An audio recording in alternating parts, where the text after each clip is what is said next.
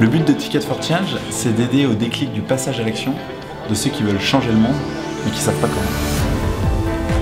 Cette année, on embarque 50 jeunes de 18 à 32 ans, issus de tous milieux sociaux, pour les aider à devenir entrepreneurs du changement. Et aussi 8 salariés d'entreprise pour les aider à devenir intrapreneurs du changement.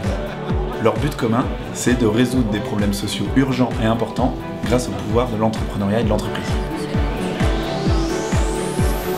Le tour a été co-conçu avec l'aide de 3 coachs en leadership. Vous avez la motivation, vous avez l'envie, vous avez un début d'idée qui est là. Un des objectifs de la journée était vraiment de pouvoir lancer la dynamique de groupe, permettre aux participants de commencer à apprendre à se connaître entre eux. On a demandé aux participants de déposer leurs attentes par rapport au tour et aussi leurs peurs ou leurs craintes. On les a mis en mouvement pour qu'ils soient disponibles aussi bien physiquement que mentalement sur le tour et qu'ils passent un super tour. On a vraiment lancé le Tour 2015 avec la soirée d'ouverture qui a eu lieu au Conseil économique, social et environnemental. Je trouve que c'est une grande opportunité que de pouvoir vous engager, prendre votre vie en main et essayer de changer votre vie et celle des autres. Et si vous voulez viser haut, il faut viser très haut. Ce dont finalement ont besoin les entrepreneurs, c'est de soutien, de l'énergie.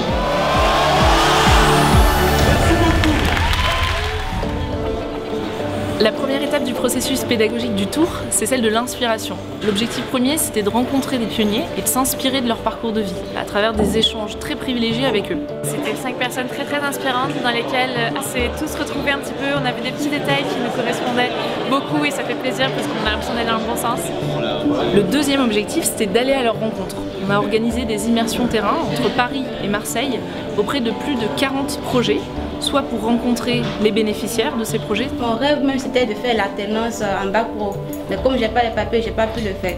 Soit pour rencontrer les porteurs de projets, les entrepreneurs. Est-ce que ça vous intéresserait de faire de l'hébergement d'urgence sur le site?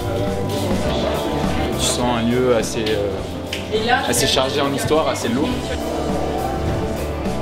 Mon association s'appelle With Love Allergen Free, qui avait pour but de valoriser le plaisir de manger sans allergènes. Un projet qui donne envie d'agir, vraiment. Mon idée, mon projet, c'est utiliser ces toitures plates pour en faire du potager. Lors des soirées d'inspiration, les participants ont pu libérer leur créativité dans le cadre d'un jeu prospectif et ludique pour commencer à inventer le monde de demain. On doit tous, grâce à l'association de 2 mots absolument improbables, faire générer une idée de start-up. On vous propose un t-shirt composé de nanoparticules. C'est un t-shirt liquide. Le but, c'est aussi d'embarquer le plus de monde possible avec nous autour de cette aventure, et notamment lors des soirées grand public, comme ce soir à Marseille, où pionniers, participants et jeunes Marseillais vont partager leur expérience au plus grand nombre autour du thème « Rêver grand, agir maintenant ». Entreprendre, oui, effectivement, c'est pas facile, mais en tout cas, c'est tout à fait réalisable. Il faut le faire avec le cœur, la tête et les prix, parce que sinon, ça ne marchera pas. Marseille, donnez-nous un peu d'énergie.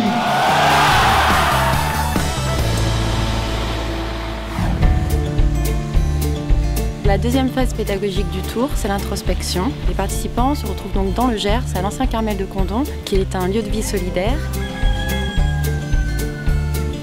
Le premier objectif de cette phase va être pour les participants de prendre du recul, mieux se connaître, pour dévoiler leur potentiel. Où est-ce que vous en êtes maintenant? On arrive à un moment où on les fait rencontrer leur authenticité, on les fait descendre, on les fait rentrer à l'intérieur d'eux, afin qu'ils se connectent à eux-mêmes. Et c'est cette authenticité qui leur permettra de porter leur projet. Je me sens vraiment bien parce que j'ai l'impression que je vais aller dans la bonne direction. Moi, ça m'a permis de prendre du recul par rapport à mon projet. Ça permet de savoir ce qui me touche au plus profond de moi-même. Ils ont pour deuxième objectif de clarifier leur mission sociale pour bien identifier et comprendre les problèmes auxquels ils veulent s'attaquer. Un des ateliers était vraiment d'amener les participants à choisir l'enjeu qui le motive, qui l'interpelle. Il y a un atelier d'idéation, vraiment de créativité pour vraiment faire émerger l'idée. Et l'autre atelier qui a lieu ici, c'est vraiment un atelier de design thinking en fait, pour aider à penser, à designer le projet entrepreneurial de manière la plus concrète possible. Ce qui m'a vraiment été utile, c'est l'organisation et le fait d'organiser mes idées. Moi, je me nourris de l'espoir que je vois tout autour. Et... Enfin, ça donne envie, quoi. Pour conclure, conclure, les participants sont invités à exprimer leurs premiers embryons d'idées ou de projets. C'était beaucoup d'émotions, je pense, de formaliser pour la première fois quelque chose qui était en moi depuis très longtemps, mais d'un coup c'était dans le concret, donc ça fait du bien de commencer à être dans le passage à l'action. Là, les participants sont en train d'entrer dans la troisième phase du processus pédagogique, c'est la phase du passage à l'action. En fait, ils sont en train de travailler sur leur projet avec différentes méthodologies, dont la méthodologie du Lean Canva. Alors Lean Canva, en fait, c'est un document qu'on utilise quand on souhaite créer une entreprise pour pouvoir, en quelques mots, résumer son modèle économique, son produit, ses solutions et son marché. Ensuite, les participants ont dû confronter leurs idées et donc leur début de projet à des experts, une trentaine d'experts, des entrepreneurs sociaux, des agilistes, des facilitateurs. Sur ces 4 enjeux-là, c'est lequel qui te touche le plus? Les questions auxquelles généralement on n'a pas trop envie de répondre, on a tendance à les mettre de côté et quand elles sont écrites noir sur blanc comme ça, on est obligé d'y répondre. C'est surtout une vraie chance d'avoir tous ces gens qui vont nous donner des feedbacks vraiment intéressants et constructifs. Les participants sont allés challenger leurs idées auprès de leurs principaux bénéficiaires, ainsi bien dans les rues de Bordeaux, en les appelant pour avoir des feedbacks sur leurs idées pour pouvoir faire évoluer leur projet. Les 58 participants ont à présent tous une idée précise du projet sur lequel ils veulent travailler et il est à présent temps de préparer la suite à travers différents ateliers. L'atelier Dream Team a 2 objectifs principaux. Le premier, c'est de permettre aux participants de définir comment bien s'entourer au démarrage de son projet. Le deuxième, c'est de définir comment ils vont animer leur équipe pour favoriser l'engagement dans la durée. Ils ont également travaillé sur leur roadmap, c'est-à-dire leur plan d'action, qui sont leurs premiers petits pas concrets pour incarner leurs idées et leurs projets après le tour. La fin du tour approche et les participants ont eu l'occasion d'échanger avec différents entrepreneurs pour être conseillés sur la manière d'effectuer leurs premiers pas dans la construction de leur projet. Il faut absolument savoir bien s'entourer. Et ça, pour moi, c'est l'essentiel. Il ne faut pas s'arrêter au problème, il faut chercher des solutions. Et s'il n'y a pas de solution, c'est qu'il n'y a pas vraiment de problème à la base. Ils ont également eu l'opportunité de rencontrer 2 figures de l'entrepreneuriat et du changement. Je pense que le social business ou l'entrepreneuriat social, c'est une forme de réponse de l'inconscient collectif à ce que devrait être l'économie d'une humanité qui progresse là au XXIe siècle. We have to see this planet as our home, that we have to work together to build our shared humanity. Pendant cette phase de passage à l'action, nous avons organisé 2 soirées grand public, une à Bordeaux sur le thème de la démystification des difficultés de l'entrepreneur et une à Lille sur le thème de l'engagement. On peut créer des emplois, des vrais, de qualité, c'est possible. Lille Experience Show!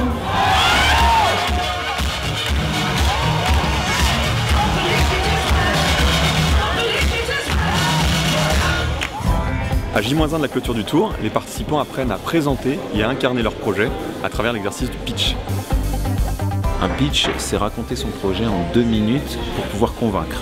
Ils sont donc passés devant un jury qui leur a donné beaucoup de feedback aujourd'hui pour les préparer à la présentation finale à Paris.